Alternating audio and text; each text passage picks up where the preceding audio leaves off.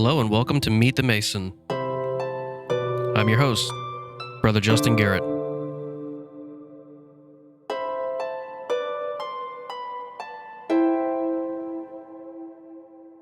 Hello and welcome to Meet the Mason, where we interview Masons as they share their experiences and life stories. This will be our inaugural episode. We hope that you enjoy this presentation. I'm here with Brother Raul. Brother Raul, say hi, Brother Raul. Hey, guys. Hey. So Brother Raul is my first entered apprentice in quite a while, and it's actually really great to have him here on the show. So, Brother Raul, tell us about yourself. What was your life like before Masonry? Well, just like anybody else, I was working and trying to make myself, go through life without too many issues. But I'm glad I, ran into Masonry and ran into the brothers here at Lodge 4. Been having a good time and, been trying to, work and do my best. Right. So you talk about, tell me more about your life before getting into the lodge. Went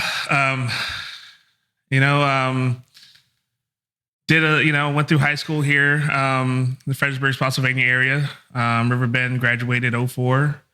From there, worked in childcare, worked with kids. Very fulfilling, but, didn't pay very well. So I was kind of searching for, something that, would give me, comfort in life and, also be, mentally rewarding. Got into IT. Been doing that for the past, I think, about 11 years now. Sort of enjoyed it. I'm not a big computer nerd, but, it definitely paid the bills and then some. So I was able to go out with, friends and hang around my favorite place, downtown Fredericksburg, Virginia. And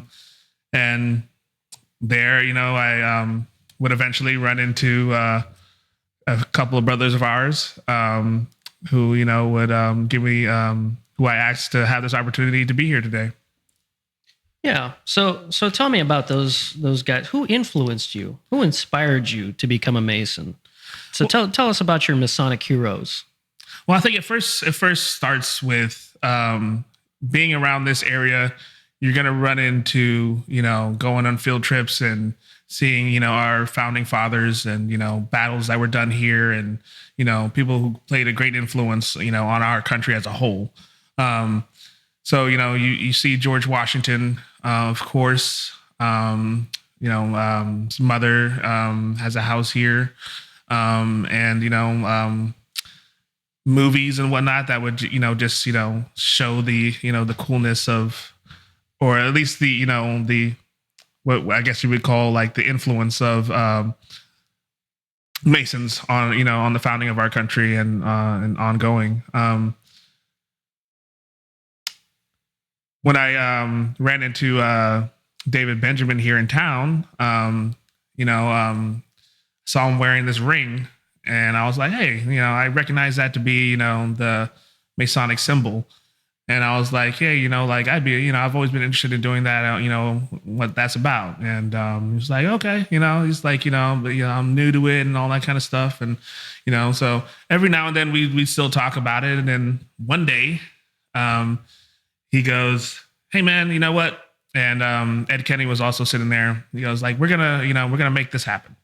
He's like, I got a couple numbers I need that, that I'm going to put you in touch with some people. One of them was Brother Kyle Olevich. I think that's how you say his last name. Olsevich. Yep. And the other one was Justin Garrett. Yeah, that Yeah, so right. There was Jason Garrett, then Justin Garrett. Justin Garrett, who was the host of this podcast. I was put in touch with him. And that very same day that I'm speaking of, we had a conversation about Masonry. And, when he told me about his story of what, it had done for, his life and, how he viewed it. And, that's how the path started. That's really great. Yeah. And especially, just to see all of those personal connections that you make in Freemasonry. It's not all about, some guy who's afar off, like, for instance, George Washington or Fielding Lewis or any of those guys like that, or George Whedon, right? Those guys are great and all, but it's the people who are there with you right here, right now, that I think are the most important. Um, so, here's another question. How has masonry influenced or impacted you and, and your life, how you live your life? So I've definitely not been taking part in as many things that I've usually done. I think there was a very subtle but great influence that has had in these early days, to where I do not have that feeling to want to go out as much as I used to. I used to be big into the really the party scene with a lot of my friends. That's gotten kind of stale with me these days. I could say on the one hand, maybe it just got old. I'm 35, and it's like, how long can we, keep this up? But it's maybe just be a coincidence that it's, after I was initiated, this, me, refraining from doing the many things that I used to do, became to shine through. So I thought that was, I think that's pretty cool. If that is what's associated with it. I know I've still had my I won't say troubles, but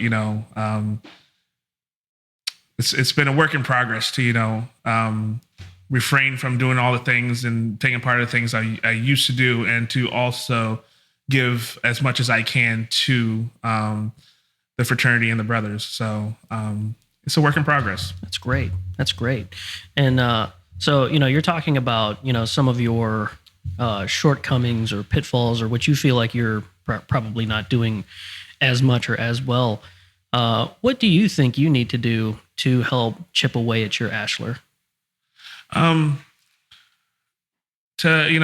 Sometimes you just got to get up. I think you use the term, sometimes somebody needs to give you a tap on the shoulder, and say, hey, just reaching out, saying like, hey, let's go, let's do this, telling myself as a man to like, hey, time to stand up, time to, get up, time to, be about, the things that, are going to fulfill you in life.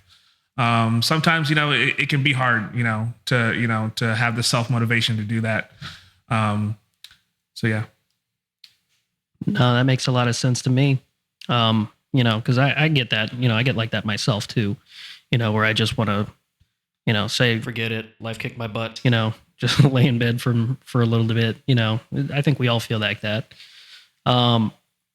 So, what has masonry given you that you just can't quite seem to find anywhere else? What makes us unique in your eyes?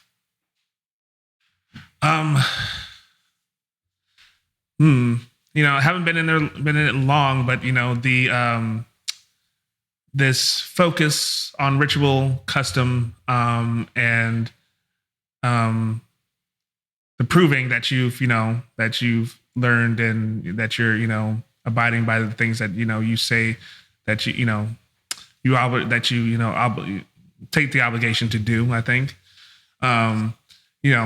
unless you might find that in the church or other places, but it's pretty rare in the normal day-to-day life to have something that you're striving towards that's not for financial gain or something like that. So I think that makes it pretty cool.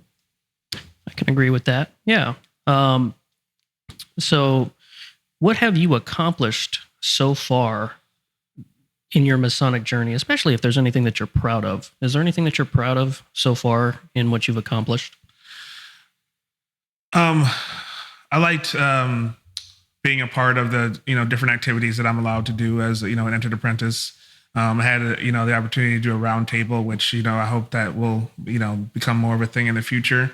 To have the certain brothers that are really knowledgeable in history, especially the history of the lodge, was that first round table we had. It was very interesting, very eye-opening, informative. I hope to do more of that. Being a part of helping feed the homeless and stuff like that. That was cool. I've done that with churches and other organizations, but cool to be able to be in the lodge and be like, hey, I'm here to be as a representative of the lodge and do these good works. Also, witnessing my first initiation, being on the other side, that was very rewarding to me, to see somebody else go through what I went through, and I felt very, happy and joyous to, to see, and to hear what their reaction was, to that initiation. So that was cool. I think that's really great. So you've talked about all these great things that you've done, and I think that is a really good thing. Tell me about what you hope to accomplish yet in Masonry. Yeah. I've been really, really hesitant to think forward, and that may be an issue. I think that may have what has been holding me back from doing things at a pace that I really believe I could have done, a little quicker. And even, not that I had to, but it was definitely something that I was able to do. And so I think now that I really want to start looking forward and saying, like, hey, these are goals that I can meet. These are things that are open to me if I reach certain goals. And I want to start, working towards that a lot stronger than I have in the past. I think that's great. What advice would you give to somebody who's considering joining Masonry, becoming a Mason today? Do you have the time? I think that's something that was always open to be asked. I think all the brothers in the beginning were very, upfront with saying like, hey, what are your questions? What are your questions? We would meet up, at the restaurant, down the street, on Wednesdays. And, before I had even, been, accepted to the lodge, I was, there, almost every week. And Masons were there saying, what are your questions? And man, I was surprised by a lot of things. Some things were good. Like, you want to be surprised. I think you want to have that, air of mystery to it. You don't want to just know everything and then just be like, oh yeah, like no. But one thing I do think that needs to be stressed, and when I look at other people who have found out that I am a Mason, since I've been initiated, they've been like, I want to do that, and I'm like, like, I know you have 5 kids. And you're a young family, and I wonder if you would have the time to do this mouth to ear stuff that we're doing. Like, I know that Masons have always said that we would work with you if you get accepted. They're going to work with you to find a way to get you to that point if you're willing to do so. But I still think that there should be, for every able-bodied man, there should be a realization that there is a commitment of time. Yeah. Now, do you feel like we've worked with you on everything so far? Most definitely. Good. And I've heard stories of others that that had to be helped out in certain ways so that they can go through. It doesn't make them less than me or better or whatever. It's just that looked at me and they looked at another brother and they were like, all right, this is what we can do for you to reach the same goal. I think that's, equal for everybody. And I think the brothers have been there, especially you have, so being my mentor. Well, I'm glad to hear that. Thank you. It means a lot to hear that. I remember, my mentor, Mike Moses, he was a really great mentor and coach to me. He would tag me along. He'd bring me along in all kinds of interesting and exciting places all over the state, it felt like, but really all over the district. And that's a lot of what he ended up doing was, saying, hey, I'm going to go to King George. I'm going to go to, Stafford. I'm going to go to this place, that place. Can you swing it? If you could, it'd be really great if you showed up and you witnessed and saw X, Y, and Z, internalize it, get the time in, maybe even be a part of it. And so it was actually a really good experience that I got to have with him as a result. So I'm with you on that one. Is there anything that you'd like to add before we close this up? The mic is totally yours. You're welcome to say whatever you want to say. No, I don't really have that much to add.